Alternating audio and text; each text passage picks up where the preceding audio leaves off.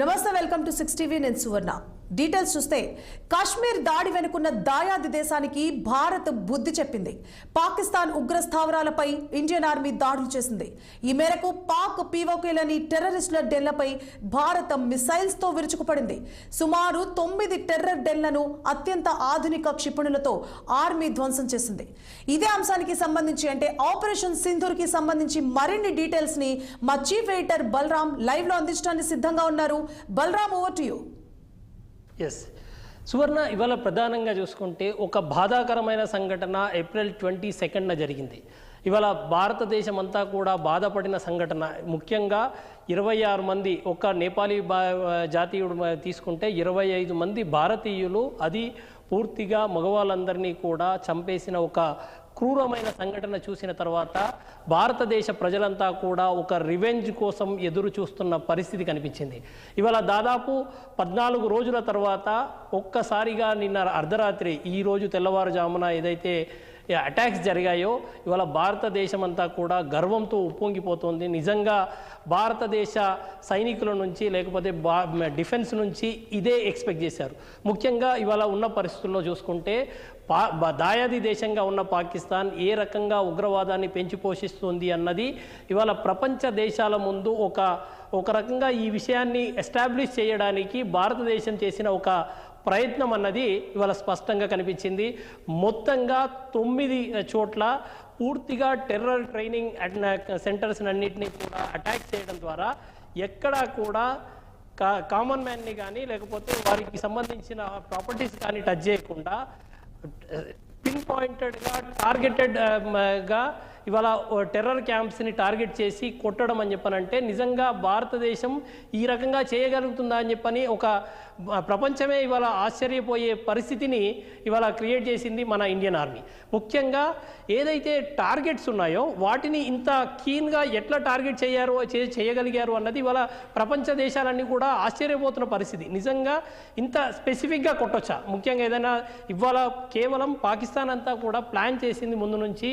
Terror camps ఎక్కడ పెట్టుకున్నా కూడా వారన్నింటినీ కూడా ప్రజల మధ్యనే లేకపోతే ప్రార్థనా మందిరాలలోనే కూడా సెట్ చేశారు. కేవలం ఎందుకు అనంటే ఎస్కేప్ అవ్వడం కోసం. రేపు ఏదైనా జరిగితే భారత్ అటాక్ చేస్తే లేకపోతే మిగతా ఎవరైనా అటాక్ చేస్తే మా పౌరుల మీద దాడి చేశారు, మా ప్రార్థనా మందిరాలు కూల్చేశారు అని చెప్పేసి ఇవాళ ఏడవాలి. ఆ రకంగా ఏడవడం ద్వారా ప్రపంచ దేశాల ముందు సానుభూతి పొందాలి అన్న ఒక ఆలోచన విధానంతోనే చేసింది. అయితే ఇవాళ కామన్ మ్యాన్ ఎవరు ఎఫెక్ట్ కాకుండా, పాకిస్తాన్ పౌరులు ఎవరు ఎఫెక్ట్ కాకుండా కేవలం టెర్రరిస్ట్ అనుబంధంగా ఉన్న వ్యక్తులను మాత్రమే టార్గెట్ చేస్తూ ఇవాళ ఇండియన్ ఆర్మీ చేసిన ఈ ఆపరేషన్ నిజంగా ప్రపంచాన్నే అబ్బురపరిచే విధంగా ఉంది అన్న ఎక్స్ప్రెషన్స్ ప్రతి దేశం నుంచి వస్తున్న పరిస్థితి మనకు కనబడుతుంది. ముఖ్యంగా ఇవాళ మనకు భారతదేశంలో ఏప్రిల్ 22 సంఘటన తర్వాత ప్రధానమంత్రి నరేంద్ర మోడీ గారు కానీ లేకపోతే హోంమంత్రి అమిత్ షా గారు మాట్లాడినప్పుడు కూడా చాలా స్పష్టంగా చెప్పారు, ఎవరిని వదిలిపెట్టేది లేదు, గుస్కే మారేంగి అని చెప్పారు. ఖచ్చితంగా ఆ సంఘటన చేసి చూపించారు.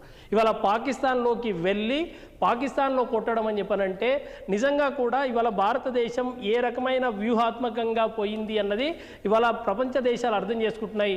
ఇదే కనుక జరిగుంటే, వేరే సందర్భంలో జరిగుంటే భారతదేశం మీద విమర్శలు వచ్చి ఉండేవి. కానీ ఇవాళ ప్రపంచ దేశాలన్నీ కూడా ఇవాళ ఎక్కడా మనల్ని వేలెత్తి చూపని పరిస్థితుల్లో ఎక్కడ మన భారతదేశం మీద ఏ రకంగా ఈరోజు టెర్రరిస్ట్ కార్యకలాపాలు జరుగుతున్నాయి, ఇవాళ దాయాది దేశం టెర్రరిస్టులను ఏ రకంగా పెంచి పోషిస్తుంది అన్న విషయాన్ని మనం ఎస్టాబ్లిష్ చేయగలిగాము అని చెప్పనంటే ఇవాళ అది ఒక రకంగా భారతదేశం దౌత్యపరంగా సక్సెస్ అయింది. మిగతా దేశాలన్నింటినీ ఒప్పించింది. ఇవాళ భారతదేశం నేరుగా వెళ్ళి ఎక్కడైతే టెర్రరిస్ట్ కార్యకలాపాలు, ఎక్కడైతే టెర్రర్ ట్రైనింగ్ తీసుకొని వచ్చి భారతదేశంలో అటాక్స్ చేస్తున్నారో ఆ ట్రైనింగ్ సెంటర్లు ఎక్కడున్నాయో ఏరి మరీ కొట్టారు. ఇవాళ గతంలో అమిత్ షా ఢిల్లీలో మాట్లాడుతున్నప్పుడు చెప్పారు, చున్కే మారింగే. అదే జరిగింది. ఇవాళ ఎక్కడెక్కడ ఉన్నారో లెక్క పెట్టి మరి వారందరినీ కూడా కొట్టిన పరిస్థితి. అయితే ఇది ఇక్కడితో ఆగుతుందా అని చెప్పనంటే ఇప్పటికైతే భారతదేశం నుంచి, భారతదేశ సంబంధించిన ఇంటెలిజెన్స్ నుంచి లేకపోతే డిఫెన్స్ నుంచి వస్తున్న సమాచారం ఇక్కడితో ఆగదు. ఇంకా కూడా ఎక్కడైతే టెర్రర్ ప్లేసెస్ ఉన్నాయో, టెర్రరిస్ట్ ట్రైనింగ్ సెంటర్స్ ఉన్నాయో వాటి అన్నిటినీ కూడా టార్గెట్ చేయాలి అన్నది ప్రధానంగా భారతదేశం నుంచి వస్తున్న ఇది. అయితే ఒకసారి మనం చూసుకుంటే ఇవాళ అసలు ఎక్కడెక్కడ జరిగింది అటాక్స్ అని చెప్పనంటే, ఒకసారి ప్రధానంగా ఇవన్నీ సెంటర్స్ని ఫస్ట్ మనం ఐడెంటిఫై చేయగలిగాం. ఇవాళ భారతదేశం ఫస్ట్ ప్రపంచ దేశాల ముందు మనం చూపించింది స్పష్టంగా దాదాపు 21 సెంటర్స్ ట్రైనింగ్ చేస్తున్నాయి, ఉగ్రవాదులను ట్రైన్ చేస్తున్నారు. అక్కడక్కడ ఉగ్రవాదులను ట్రైన్ చేయడం ద్వారా ఒక్క భారతదేశమే కాదు, ప్రపంచ దేశాల్లో అనేక ప్లేసెస్లో ఇవాళ ఉగ్రవాద కార్యకలాపాలు జరుగుతున్నాయి. మొత్తం ఈ 21 సెంటర్స్లో ట్రైనింగ్ తీసుకున్న వాళ్ళే ప్రపంచమంతా పోయి ఇవాళ ఉగ్రవాద కార్యకలాపాలకు పాల్పడుతున్నారు.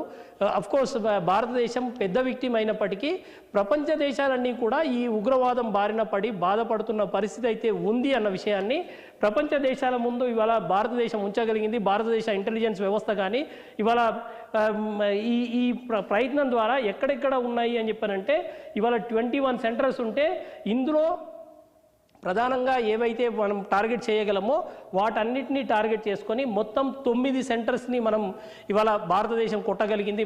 9 సెంటర్స్ని డైరెక్ట్గా మళ్ళీ అక్కడ కామన్ మ్యాన్కి ఎవరికి ఇబ్బంది కాకుండా కేవలం టెర్రరిస్టులు ఎక్కడ ఉన్నారు, టెర్రరిస్ట్ కార్యకలాపాలు ఎక్కడ జరుగుతున్నాయి, ఆ టెర్రరిస్ట్ ట్రైనింగ్ ఎక్కడ జరుగుతుంది అన్న విషయం చూసుకొని ఆ తీవ్రవాదులు ఎక్కడున్నారో ఆ తీవ్రవాద సెంటర్స్ మీదే ప్రధానంగా టార్గెట్ చేశారు. అయితే ఇందులో మనం ఇంకొక విషయం చూడాలి. దాదాపు 100 కిలోమీటర్ల దూరం వెళ్ళి మరీ కొట్టాము. అక్కడ భారతదేశం నుంచి ఎల్ఓసి నుంచి మనము 100 కిలోమీటర్ల దూరం వెళ్ళి కొట్టిన పరిస్థితి. అయితే ఇవన్నీ ఆపరేషన్స్ అన్నీ కూడా భారత భూభాగం నుంచే స్టార్ట్ అయ్యాయి. అయితే మనము వెళ్ళడం జరగలేదు కనుక ఇది ఎక్కడా కూడా వైలేషన్ కాదు. అయితే ఇందులో మనము పాకిస్తాన్ని కానీ, పాకిస్తాన్ అడ్మినిస్ట్రేషన్ని కానీ, పాకిస్తాన్ మిలిటరీని కానీ, పాకిస్తాన్ పౌరులను కానీ టచ్ చేయలేదు. కేవలము టెర్రరిస్ట్ కార్యకలాపాలు, ఉగ్రవాద కార్యకలాపాలు ఎక్కడి నుంచి జరుగుతున్నాయో వాటినే ప్రధానంగా టార్గెట్ చేశాం. ఇవాళ జరిగిన దాంట్లో ప్రధానంగా పాకిస్తాన్ ఆక్యుపైడ్ కాశ్మీర్లో ఉన్నాయి 5 సెంటర్స్. ఈ 5 సెంటర్ల మీద ప్రధానంగా మనం టార్గెట్ చేశాం. ఈ 5 సెంటర్లను ఎట్టి పరిస్థితుల్లో చేయాలి అని చెప్పేసి అనుకున్న దాంట్లో భాగంగా ప్రధానంగా ఇందులో చూసుకుంటే బింబర్ అనే ప్రాంతం ఏదైతే ఉందో ఆ బింబర్ అనే ప్రాంతము చాలా ప్రమాదకరంగా మారిన పరిస్థితి. 4th ప్లేస్ ఇక్కడ ఏదైతే మనకు కనబడుతుందో ఈ బింబర్ అనే ప్రాంతంలో పూర్తిగా దాదాపు ఇది 9 కిలోమీటర్ల దూరంలో ఉంది మనకు ఎల్ఓసి నుంచి. అయితే ఇక్కడ ట్రైనింగ్ సెంటర్స్ పూర్తిగా వీరంతా కూడా ఎవరెవరిని ఎక్కడ ట్రైన్ చేయాలి, ఇక్కడ నుంచి ఇతర మార్గాల గుండా వారిని లోపలికి ఎలా పంపించాలి, భారతదేశంలో ఏ రకంగా చొరబాట్లు చేయాలి అన్న అంశాల మీద ఇక్కడ ప్రధానంగా ట్రైనింగ్ నడుస్తూ ఉంది. ఆ తర్వాత అబ్బాస్ క్యాంప్ సంబంధించి మనం ప్రధానంగా చూడాల్సిన అవసరం ఉంటుంది. అబ్బాస్ క్యాంప్ ఏదైతే ఉందో, అబ్బాస్ క్యాంప్ కోట్లీ ఏదైతే ఉందో 5th ఉంటుంది. ఇక్కడ చూడండి మీరు, ఇక్కడ 5thలో కనబడుతుంది. అబ్బాస్ క్యాంప్లో ఇది పూర్తిగా ఎల్ఓసికి 13 కిలోమీటర్ల దూరంలో ఉంది. లష్కరే తోయిబాకు సంబంధించిన శిక్షణ శిబిరము ఒక్కొక్క టైంలో దాదాపు 15 మందిని వీరు ప్రధానంగా ఇక్కడ ట్రైన్ చేస్తున్న పరిస్థితి. ఈ రకమైన చూసుకుంటే దాదాపు అన్నిటికీ ఇటువంటి హిస్టరీనే ఉంది.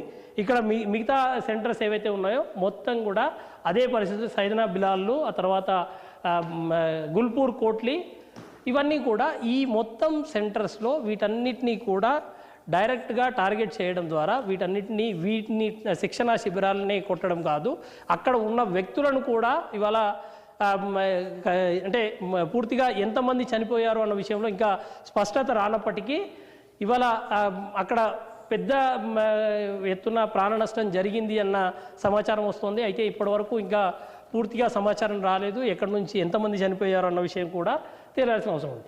ఇది ఈ పార్ట్ చూసుకుంటే పూర్తిగా పాకిస్తాన్లో ఉన్న ప్రాంతం. డైరెక్ట్గా పాకిస్తాన్లోకే వెళ్ళిపోయాము, ఇక్కడ వదిలిపెట్టే సమస్య లేదు. ఇక్కడ ప్రధానంగా ఎందుకు అని చెప్పానంటే ఇవాళ ఇప్పటివరకు అది పిఓకేలో 5 పాయింట్స్ ఉన్నాయి. దాంట్లో ఇప్పుడు చూసుకుంటే 4 పాయింట్స్ ఏదైతే ఉన్నాయో డైరెక్ట్గా పాకిస్తాన్ నుంచే జరుగుతున్నాయి.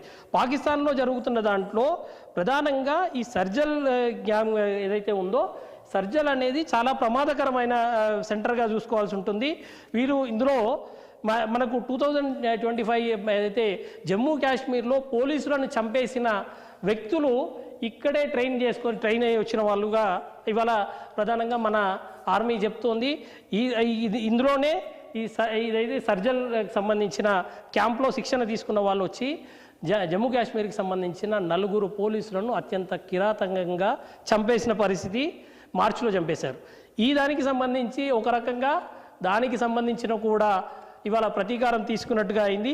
తర్వాత ఇక్కడ మహమూనా ఉంది చూడండి, మహమూనా చూసుకుంటే దీంట్లో దాదాపు 18 కిలోమీటర్ల దూరంలో ఉంది. హిజ్బుల్ ముజాహిదీన్కి సంబంధించి అత్యంత కీలకమైన క్యాంప్గా చెప్తున్నారు. ఇందులో ప్రధానంగా పూర్తిగా ఇక్కడ ట్రైనింగ్ కార్యక్రమాలే కాదు, పఠాన్ కోట్ మీద దాడి చేసిన తీవ్రవాదులు ఇక్కడే ట్రైనింగ్ తీసుకున్నారు. ఆ తర్వాత మర్కజ్కి సంబంధించి చూసుకుంటే మర్కజ్కి సంబంధించి 2008లో మనము ఇవాళ భారతదేశం మర్చిపోదు. ముంబైలో జరిగిన దాడికి సంబంధించి 2008లో ఏదైతే జరిగిందో ఆ 2008 దాడికి సంబంధించి ఇక్కడే వీళ్ళంతా కూడా శిక్షణ పొందారు. ఇందులో అజ్మల్ కసబ్తో పాటు డేవిడ్ హెడ్లీ కూడా ఇక్కడే శిక్షణ తీసుకున్నారు. అంటే అత్యంత కిరాతకంగా ఉగ్రవాద కార్యకలాపాలు నిర్వహించే వ్యక్తులంతా కూడా ఇక్కడే ట్రైనింగ్ తీసుకున్నారు అన్నది మర్కజ్ అనేది అత్యంత కీలకమైన సెంటర్గా చూస్తున్న పరిస్థితి. తర్వాత మర్కజ్ సుబానుల్లా అని చెప్పనే ఇంకొక ప్రాంతం ఉంది. ఆ ప్రాంతంలో ఇది దాదాపు 100 కిలోమీటర్ల దూరం ఉంది. జైషే మహమ్మద్కి సంబంధించిన ప్రధాన కార్యాలయంగా భావిస్తున్నారు. అయితే వీటిలో కొన్నిటిని పూర్తిగా మాస్క్లలో పెట్టారు, మసీద్లలో పెట్టి కార్యకలాపాలు నిర్వహించడం ద్వారా వీటి నుంచి ఎస్కేప్ అవ్వాలి అన్నది వాళ్ళ ప్రధానంగా పాకిస్తాన్ కానీ పాకిస్తాన్లో ఉన్న ఉగ్రవాద అనుకూల శక్తులకు కానీ ఒక ఆలోచన విధానంగానే కనిపిస్తుంది. ఎందుకు అని చెప్పనంటే రేపు ఎక్కడన్నా అంటే ఉగ్రవాద కార్యకలాపాలు చేస్తున్న వాళ్ళ మీద దాడులు చేస్తే రేపు మేము అందులో అక్కడ మసీద్లోకి వచ్చారు, లేకపోతే మసీద్ని కూల్చేశారు, లేకపోతే సామాన్య పౌరులను చంపేశారు అని చెప్పి ఎస్కేప్ అవ్వడానికి ఒక ప్రయత్నం చేస్తుంది అన్న విషయం మనకి ఇక్కడ కనబడతా ఉంది. ఇక్కడ చూడండి సైదానా ఏ రకంగా గతంలో ఎట్లా ఉండే, దీంట్లో ఏ రకంగా అటాక్ జరిగింది అన్నది. ఇది కూడా పీఓకేకి సంబంధించిందే, కోట్లీ గుల్పూర్కి సంబంధించింది, కోట్లీకి సంబంధించి.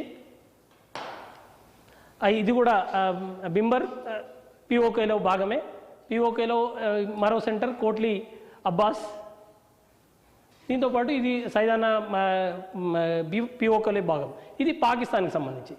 ఇప్పటిదాకా మనం మాట్లాడుకున్నట్టుగా ఏదైతే సర్జల్ ఉందో దాంతోపాటు ఇది పాక్లో మహమూనా, తర్వాత ఇది కూడా పాక్లో మర్కజ్ తైబా. అయితే ఇవన్నీ ప్రధానంగా ఈ మొత్తం సెంటర్స్ని ఇవాళ పిన్ పాయింటెడ్గా టార్గెట్ చేసింది ఇండియన్ ఆర్మీ. ఖచ్చితంగా వారిని ఎక్కడ ఏ రకంగా కొట్టాలి అన్న విషయంలో ఒక స్పష్టమైన ఆలోచన విధానం, ముఖ్యంగా మనకు సెంటిమెంటల్గా కూడా చూసుకుంటాం. ఏదైనా ఒకరింట్లో ఎవరైనా చనిపోతే ఒక 11 రోజుల వరకు ఏమీ చెయ్యరు అని చెప్పేసి నిజంగా ఆ రకమైన వెయిటింగే జరిగిందేమో. కానీ ఇవాళ భారతదేశంలో 22nd జరిగిన తర్వాత కొంత భారతదేశ ఆర్మీ అంతా కూడా ఏర్పాట్లు చేసుకుంటుందో సైలెంట్గా ఉందో తెలియదు. కానీ ఇవాళ 14 రోజుల తర్వాత దానికి బలమైన ప్రతీకారం తీసుకుంది. ఇవాళ భారతదేశ పౌరులంతా కూడా గర్వపడుతున్న పరిస్థితి. ప్రపంచ దేశాలు కూడా అభినందించకపోయినా ఇవాళ ఒక రకంగా మద్దతుగా నిలబడే పరిస్థితిని ఇవాళ భారత ఆర్మీ లేకపోతే భారత పాలకులు చేయడం అన్నది ఇవాళ భారతదేశ పౌరులంతా కూడా కొంతవరకు మొన్న జరిగిన బాధకు కొంత సాంత్వన సమకూర్చినట్టుగానే కనిపిస్తున్న పరిస్థితి. సువర్ణ, ఆపరేషన్ సింధూర్ ఏదైతే ఉందో దాని ఎగ్జిక్యూషన్ ఎలా జరిగింది, త్రివిధ దళాలు ఏ విధంగా ఈ ఆపరేషన్ సింధూర్లో పాల్పంచుకునే, అలాగే ఇందాక మీరు అన్నట్లు ఆపరేషన్ సింధూర్ ఇప్పట్లో ఆగే ప్రసక్తి లేదు, ఇంకా ముందు చర్యలు తీసుకునే అవకాశాలు ఉన్నాయంటున్నారు. దానికి సంబంధించిన అప్డేట్స్ ఏంటి? ఎస్ సువర్ణ, మీరు చెప్పింది ఇవాళ ఇప్పటి వరకు కూడా అందరికీ చాలామందికి అర్థం కాని విషయము ఆపరేషన్ సింధూర్ అన్న పదం ఎందుకు వచ్చింది అని చెప్పేసి. ఇవాళ ప్రధానంగా మనం కూడా ఇక్కడ చూసుకుంటే ఆపరేషన్ సింధూర్లో చూసుకుంటే సింధూర్ అన్న పదంలో అంటే ఇండియన్ ఆర్మీ కూడా ట్వీట్ చేస్తున్నప్పుడు ఈ రకమైన ఇది ఇచ్చారు. సింధూర్ అన్న పదంలో ఒక ఓ ఉండే ప్లేస్లో ఒక బౌల్లో కుంకుమ పెట్టి ఇది చేశారు. నిజంగా భారత స్త్రీ ఎవరికైనా కూడా ఒక మ్యారేజ్ అయిన తర్వాత భర్త ఉన్న మహిళ సింధూరం నెత్తిలో పెట్టుకోవడం కేవలం అంటే ఒక హిందువులు ఇక్కడ అంటే సౌత్ ఇండియాలో అయితే బొట్టుగా పెట్టుకుంటారు, అక్కడ అంటే నార్త్ ఇండియాలో అయితే నెత్తిలో పాపడ తీసి అక్కడ పెట్టుకోవడం అన్నది ప్రధానంగా జరుగుతుంది. అంటే సింధూరం అన్నది సెంటిమెంట్ ఎందుకు అని చెప్పనంటే భారత మహిళకు సంబంధించిన సింధూరాన్ని టచ్ చేస్తే ఎంత భయంకరంగా ఉంటుందో ప్రపంచానికి చూపించాలి అన్న ఒక ప్రయత్నం ఈరోజు జరిగింది అనే ఒక సెంటిమెంట్ ఇవాళ భారతీయుల్లో కనిపిస్తుంది. ముఖ్యంగా ఈరోజు ఏదైతే 25 మంది మొత్తం 26 మంది చూసుకుంటే ఒక నేపాలీ జాతీయుని తీసేస్తే ఇవాళ భారతీయులు 25 మంది ఉన్నారు. 25 మందిని కూడా మగవాళ్ళను ఎంచుకొని వారంతా హిందువులా లేదా కన్ఫర్మ్ చేసుకున్న తర్వాత వారందరినీ కూడా చంపేశారు. చంపేస్తున్నప్పుడు ఒకరిద్దరు మహిళలు వారిని మీరు వారిని చంపేస్తున్నారు, వారితో పాటు మమ్మల్ని కూడా చంపేయండి, మాకు లైఫ్ లేదు, భర్త చనిపోతే అని చెప్పనంటే మేము చంపము, మీరు పోయి మోడీకి చెప్పుకోండి అని చెప్పేసి భారత పాలకులకు చెప్పుకోండి అని చెప్పంటూ ఒక రకంగా ఛాలెంజ్ చేసిన పరిస్థితి. అంటే ఒక రకంగా అవునన్నా కాదన్నా వారి సింధూరాన్ని తుడిపేశారు, వారి బొట్టు చెరిపేశారు. ఇటువంటి ప్రయత్నము ఇది సెంటిమెంటల్గా కూడా చాలా బాధ కలిగించిన సందర్భం. భారతీయులంతా కూడా బాధపడ్డది. ఇంత క్రూరంగా ఉంటారా, భర్తలను భార్యల ముందే చంపేస్తారు అని చెప్పనంటే ఇంత దారుణమైన ఇంత క్రూరంగా వ్యవహరించారా అన్న ఒక బాధ కలిగింది. దానికి ఈరోజు ప్రతీకారంగా సింధూర్ అన్న పదంతోనే, సింధూర్ అన్న ఆపరేషన్తోనే ఇవాళ వారికి ఎవరైతే చేశారో వారందరికీ కాదు, వారికి అండగా నిలిచిన వారందరికీ కూడా బుద్ధి చెప్పినట్టయింది భారతదేశం. భారత ఆర్మీ ఇవాళ ఆపరేషన్ సింధూర్ ద్వారానే ఇవాళ వారందరికీ కూడా బుద్ధి చెప్పిన సందర్భాన్ని ఇవాళ భారత మహిళలే కాదు భారతీయులంతా కూడా చూస్తున్న పరిస్థితి కనిపిస్తుంది. సువర్ణ. బలరాం, అయితే మనం చూసుకుంటే పాకిస్తాన్ ఏప్రిల్ 22న పెహల్గాంలో దాడులు జరిగిన తర్వాత భారత్ మాపై దాడి చేసే అవకాశాలు ఉన్నాయని చెప్పి ముందస్తుగానే స్టేట్మెంట్స్ పాస్ చేసిన సందర్భాలు మనం చూసాం. మరి ఇంత పెద్ద దాడి జరిగినప్పుడు పాకిస్తాన్ రాడార్ సిస్టమ్ ఎందుకు పనిచేయలేదు? ఎస్, ఇది ఇవాళ ప్రపంచమంతా కూడా ఆశ్చర్యపోతున్న పరిస్థితి సువర్ణ. ప్రధానంగా ఇవాళ భారతదేశం మా మీద దాడి చేస్తుంది అని చెప్పి ఎక్కడ పడితే అక్కడ ప్రపంచమంతా పోయి పాకిస్తాన్కి సంబంధించిన పాలకులు ఏడిచిన పరిస్థితి కనిపించింది. అయితే జనరల్గా ఏ దేశానికైనా ఒక రాడార్ వ్యవస్థ ఉంటుంది. ఎక్కడి నుంచైనా దాడులు జరిగితే వాటిని ఐడెంటిఫై చేయడము, వాటిని క్రాష్ చేయడము, లేకపోతే కంట్రోల్ చేయడము, ఇటువంటివి కూడా జరుగుతూ ఉంటాయి. కానీ ఇవాళ నిజంగా కూడా ప్రపంచమంతా కూడా ఆశ్చర్యపోతున్న పరిస్థితి. ఇవాళ నిన్న రాత్రి జరిగిన తెల్లవారుజామున 1:20 ప్రాంతంలో ఏదైతే జరిగిందో ఈ దాడిని ఇవాళ పాకిస్తాన్ రాడార్ వ్యవస్థ ఎక్కడ ఫెయిల్యూర్ అయింది అన్న విషయంలోనే ఇవాళ ఆసక్తికరమైన చర్చ జరుగుతుంది. ముఖ్యంగా ఇటువంటి దాడి జరిగేటప్పుడు ఖచ్చితంగా ఎక్కడో ఒక దగ్గర కొంత ఐడెంటిఫై, కనీసం డ్యామేజ్ చేయకుండా ఆపలేకపోయినా కనీసం ఐడెంటిఫై చేసే పరిస్థితిలో కూడా ఎందుకు లేకుండా పోయింది అని చెప్పనంటే అత్యాధునిక టెక్నాలజీ ద్వారా ఇవాళ భారతదేశం అంటే అంత ఆషామాషి కాదు అని ఇవాళ ప్రపంచ దేశాల ముందు మరొకసారి నిరూపించిన పరిస్థితి కనిపిస్తుంది. ఇవాళ భారతదేశానికి సంబంధించిన ఏదైతే అటాక్ జరగడానికి ముందు, ఈ టెర్రర్ క్యాంపుల మీద అటాక్ చేయడానికి ముందు ఈ మొత్తం పాకిస్తాన్కి సంబంధించిన రాడార్ వ్యవస్థను జామర్ల ద్వారా కంట్రోల్ చేశారు అన్న ఒక ఇన్ఫర్మేషన్ వస్తుంది. ఇంకా పూర్తి ఇన్ఫర్మేషన్ రావాల్సి ఉంది. కానీ ఇవాళ పూర్తిగా నిజంగా దాడులు జరిగే పరిస్థితి వస్తే ఈ రకంగా రాడార్ వ్యవస్థను కూడా జామర్లతో కంట్రోల్ చేయొచ్చా, ఇవాళ భారతదేశం ఏ రకంగా చేసింది అన్న విషయం కూడా ఇవాళ ప్రపంచవ్యాప్తంగా చర్చ జరుగుతుంది. ఈ దాడి జరుగుతున్నప్పుడు నిజంగా 20 నిమిషాల పాటు ఏదైతే అటాక్స్ జరిగాయో ఆ అటాక్ జరగడానికి ముందు కూడా ఇవాళ ట్విట్టర్లో ఇవాళ భారత ఆర్మీ పోస్ట్ చేసిన పరిస్థితి. ఇవాళ చేయబోతున్నాము రెడీ టు అటాక్ అన్నది విషయంలో ఆ విషయంలో పెడుతున్నప్పుడు ready to attack, train to win అని చెప్పేసి ఒక పోస్ట్ మనము ఈ అటాక్స్ జరగడానికి ముందే పెట్టిన పరిస్థితి మనం చూసిన సిచ్యువేషన్ కనిపిస్తుంది. సో ఏదేమైనా భారతదేశానికి సంబంధించిన ఆపరేషన్ ఇవాళ ఆసక్తికరమైన చర్చకు తెరదీసింది. రాడార్ వ్యవస్థను దాటుకొని అంత ఈజీగా ఎట్లా వెళ్ళారు అన్న విషయం మాత్రం ఖచ్చితంగా చర్చ జరుగుతుంది. ఇంకా అయితే ఆ విషయాలన్నీ కూడా ఇంటర్నల్ విషయాలు ఉంటాయి కనుక పూర్తిగా తెలవాల్సిన అవసరం అయితే ఉంది. సువర్ణ. బలరాం, అయితే ఇప్పుడు జరిగిన ఈ దాడికి సంబంధించి ప్రపంచ దేశాలు ఎలా స్పందించే అవకాశాలు ఉన్నాయి? ఎందుకంటే పాక్ అయితే తమ పైన జరిగిన దాడిని వ్యతిరేకంగా తీర్చిదిద్దడానికి ప్రయత్నిస్తోంది. మనం చూసుకుంటే పాక్ ప్రధాని కానీ, ఉప ప్రధాని కానీ, విదేశాంగ శాఖ మంత్రి కానీ హెచ్చరికలు కూడా జారీ చేస్తున్నారు. మాపై జరిగిన ఈ దాడికి ఖచ్చితంగా మేము ప్రతీకారం తీర్చుకుంటామంటూ. అంటే ఉగ్రవాద వ్యవస్థను ఏదైతే వాళ్ళు పెంచి పోషిస్తున్నారో దాన్ని భారత ప్రభుత్వం, భారత సైనిక దళాలు ఎస్టాబ్లిష్ చేస్తూ మరి ఒక దాడిని అయితే నిర్వహించాయి. కానీ దాన్ని తిప్పకొట్టే ప్రయత్నంలో పాకిస్తాన్ తన వంతు ప్రయత్నం తను చేస్తూ ఉంటుంది. మరి ఈ చర్య పట్ల ప్రపంచ దేశాలు ఎలా స్పందిస్తాయంటారు? సువర్ణ, ఇవాళ ఇంట్రెస్టింగ్గా ఇంత అటాక్ జరిగితే ఇవాళ అవునన్నా కాదన్నా ఇవాళ ప్రపంచ దేశాలన్నీ కూడా మనల్ని చూస్తున్న పరిస్థితి. ఒక దేశంలోకి ఇంకో దేశం వెళ్ళి 4 క్యాంపుల మీద దాడి చేసి అక్కడ ఉన్న వాళ్ళను ఎంతమంది చనిపోయారో ఇంకా క్లారిటీ రాలేదు. అయినా ఇవాళ ప్రపంచ దేశాలు ఎక్కడా కూడా భారతదేశాన్ని వ్యతిరేకించే పరిస్థితి కనిపించలేదు. అదే ఇవాళ భారతదేశం సాధించిన అత్యంత బలమైన దౌత్య విజయంగా మనం భావించాల్సిన అవసరం ఉంది. ముఖ్యంగా ఇవాళ ఇప్పటికే ఈ విషయంలో ఒక రకంగా చూసుకుంటే పాకిస్తాన్ అమెరికాను కన్సల్ట్ చేసే ప్రయత్నం చేసినట్టుగా మనకు సమాచారం అందుతోంది. ఈ రకంగా మా మీద దాడి చేసింది భారత్. కాసేపు మళ్ళీ ఇంకా ఇది ఇక్కడ ఆగదు అని అంటున్నారు. ఇంకా ఎన్ని దాడులు చేస్తారో తెలియదు అని చెప్పని అన్నప్పుడు ఖచ్చితంగా అమెరికా అన్ని మూసుకొని కూర్చోండి అనే ఒక ఇండికేషన్ ఇచ్చినట్టుగానే కనిపిస్తోంది.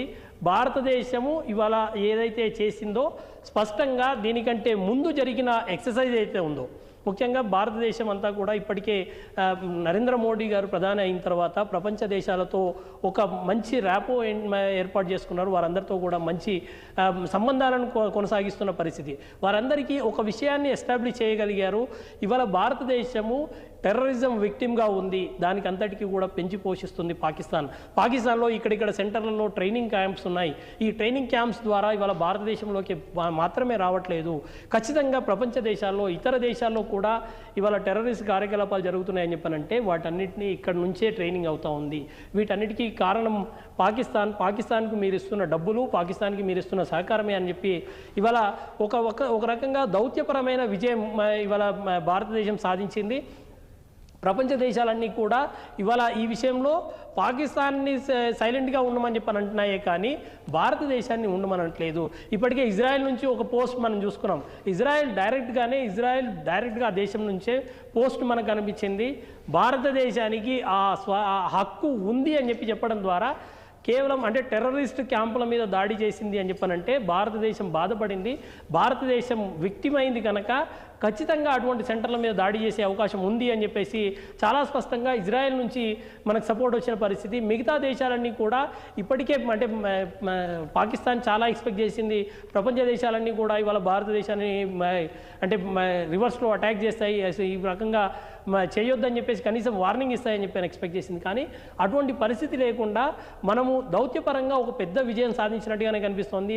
అన్ని దేశాలకు ఎవరైతే మిత్ర దేశాలు ఉన్నాయో వారన్నిటికీ అందరికీ కూడా ముందుగానే ఇన్ఫర్మేషన్ ఇచ్చాం. ఈ రకంగా జరగబోతోంది, ఈ రకంగా వారు మా మీద అటాక్లు చేస్తున్నారు, ఈ రకంగా టెర్రరిజాన్ని ఉగ్రవాదాన్ని పెంచి పోషిస్తున్న పరిస్థితి, వీటిని మనం కట్టడి చేయాలని చెప్పనంటే మాకు వేరే ఆప్షన్ లేదు అని చెప్పేసి ఇప్పటికే భారతదేశం వారందరికీ కూడా మెసేజ్ ఇచ్చిన పరిస్థితి. ఈ నేపథ్యంలోనే ప్రపంచ దేశాల నుంచి ఒక రకంగా డైరెక్ట్గా కానప్పటికీ ఇండైరెక్ట్గా భారతదేశానికి మద్దతు లభిస్తున్న సంకేతాలు అయితే కనిపిస్తున్నాయి. సువర్ణ. బలరాం, ఫైనల్గా ఆపరేషన్ సింధూర్ ఇంకా ముందుకు కొనసాగే అవకాశాలు ఉన్నాయి. ఇందాక మీరు అన్నట్లు మొత్తం 21 స్థావరాలలో 9 స్థావరాలను కూల్చివేయడం జరిగింది. మరి మిగతా స్థావరాలకి సంబంధించి ఆపరేషన్ సింధూర్ అలానే కొనసాగుతుందా? ఎందుకంటే మనం డిస్కస్ చేసినట్టు ఈ ఉగ్రవాద సంస్థ ఏదైతే ఉందో అది కేవలం భారతదేశానికే కాదు ప్రపంచ దేశాలకు కూడా ఏదో ఒక సందర్భంలో ఎప్పుడొకప్పుడు ముప్పు తెచ్చే సందర్భాలు మనకు కనిపిస్తూ ఉన్నాయి. కాబట్టి మిగతా బంక్స్ ఏవైతే ఉన్నాయో వాటిని కూడా క్లియర్ చేసే దిశగా ఆపరేషన్ సింధూర్ ముందుకు వెళ్ళే అవకాశాలు ఉన్నాయా? ఖచ్చితంగా సువర్ణ. ఈ విషయంలో నిజంగా కూడా ప్రపంచ దేశాలు కూడా మనల్ని ఎక్కడ ఆపే పరిస్థితి అయితే కనిపించట్లేదు. ఇవాళ పాకిస్తాన్కి ఒక ఆప్షన్ ఇచ్చే అవకాశం ఉంది.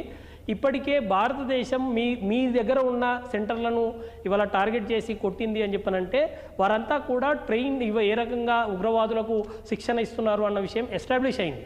సో ఎస్టాబ్లిష్ అయిన నేపథ్యంలో వారిని కొట్టారు కనుక మిగతా వాటిని మీరేమన్నా క్లియర్ చేస్తారా, లేకపోతే ఈ రకమైన దాడులకే రెడీ ఉండమని చెప్పనంటారా అన్న ఒక మెసేజ్ని నిజంగా కూడా ప్రపంచ దేశాలు ఖచ్చితంగా పాకిస్తాన్కి ఇచ్చే అవకాశం ఉంది.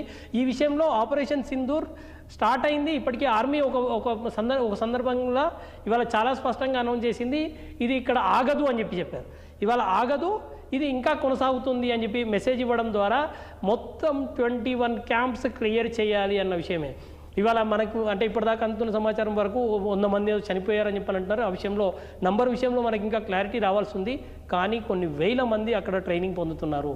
ఇవాళ టెర్రరిస్టులుగా ఇవాళ తయారవ్వడం ద్వారా వారంతా కూడా ఈ ప్రపంచానికి భారతదేశానికి మాత్రమే కాదు ప్రపంచానికే ప్రమాదకరంగా మారుతున్న పరిస్థితి. ఇవాళ పాకిస్తాన్ అనే దేశము టెర్రరిస్టులను ట్రైనింగ్ ఇవ్వడం ద్వారా వారి నుంచి భారతదేశానికి మాత్రమే కాదు ప్రపంచానికే ప్రమాదంగా మారుతుంది అని ఈ మొత్తం ఎస్టాబ్లిష్ చేశాము. అయితే ఇప్పటికీ 9 ఇవాళ మనం కొట్టగలిగాము. మరి ఈ రకంగా ఇవాళ పాకిస్తాన్ నుంచి ఎటువంటి రియాక్షన్ వస్తుంది చూడాల్సిన అవసరం ఉంది. ఇప్పటికే వాళ్ళకు సంబంధించి అత్యున్నత స్థాయి సమావేశం ఇప్పటికే పాకిస్తాన్లో మొదలైన పరిస్థితి. మరి పాకిస్తాన్ ఏ రకమైన ఇది చేస్తుంది, నిజంగా మా దగ్గర ఉంటే మేము అందరినీ వారిని కంట్రోల్ చేస్తామని చెప్తుందా, లేదు మళ్ళీ గతంలో చెప్పిన అబద్ధాలనే ఇవన్నీ కూడా టెర్రరిస్ట్ ట్రైనింగ్ క్యాంప్స్ కాదు, ఇవన్నీ కూడా సామాన్య పౌరులు ఉండే క్యాంప్స్ అని చెప్పి ఏమన్నా అబద్ధాలు చెప్పే ప్రయత్నం చేస్తున్నా కూడా తెలియాల్సిన అవసరం ఉంది. అది ఇవాళ అంటే జస్ట్ ఇదంతా కూడా ఇది శాంపుల్ మాత్రమే అని చెప్పారు. శాంపుల్ మాత్రమే అని చెప్పి ఇండియన్ ఆర్మీ చెప్తుంది అని చెప్పారంటే ఖచ్చితంగా మిగతా వారిని ఏ రకంగా టార్గెట్ చేయబోతున్నారు అన్న విషయంలో చూడాలి. నాకు తెలిసినంత వరకు ఖచ్చితంగా పాకిస్తాన్ రియాక్షన్ కోసం వెయిట్ చేస్తున్నారు. పాకిస్తాన్తో పాటు ప్రపంచ దేశాలన్నీ కూడా వారు ఎట్లా రియాక్ట్ అవుతారో చూసిన తర్వాత డెఫినెట్గా ఈ మిగతా ఏదైతే క్యాంప్స్ ఉన్నాయో మొత్తం 21లో ఇప్పటికే 9 క్లియర్ చేసిన పరిస్థితి. మిగతా 12 క్యాంప్స్ మనం ఐడెంటిఫై చేసిందే, భారతదేశం ఐడెంటిఫై చేసిందే మొత్తం 21 క్యాంప్స్. సో అందులో 9 ఇప్పటికే డిస్ట్రాయ్ అయినది కనుక మిగతా 12 క్యాంప్స్ విషయంలో ఏ రకంగా రెస్పాండ్ అవ్వాలన్నది కేవలం పాకిస్తాన్ తర్వాత ప్రపంచ దేశాల రియాక్షన్ మీదే ఆధారపడి ఉంటుంది అన్న విషయం మాత్రం స్పష్టంగా అర్థమవుతుంది. Suvarna. Right, thank you for the updates Balram.